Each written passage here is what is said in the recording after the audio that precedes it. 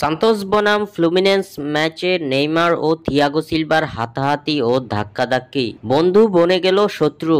আসল ঘটনা কি? ক্যাম্পিওনাতো ব্রাজিলেইরো সিরিয়ার ম্যাচে নেইমারের দল সান্তোস মুখোমুখি হয়েছিল থিয়াগো সিলভার দল ফ্লুমিনেন্সের। ম্যাচটি শেষ হয়েছে গোলশূন্য ড্রয়ের মধ্য দিয়ে। এই ম্যাচে ম্যান অব দ্য ম্যাচের পুরস্কার জিতেছেন ব্রাজিলিয়ান প্রিন্স নেইমার জুনিয়র। তবে এসব কিছুকে ছাপিয়ে গেছে এই ম্যাচে নেইমার ও থিয়াগো সিলভার হাতাহাতি ও ধাক্কাধাক্কির কাণ্ড। ম্যাচের এক পর্যায়ে দেখা যায় ধাক্কাধাক্কিতে জড়িয়েছেন নেইমার ও সিলভা। ভিডিওতে দেখা যায় নেইমার জুনিয়র ধাক্কা দিয়ে থিয়াগো সিলভাকে সরিয়ে দিচ্ছেন।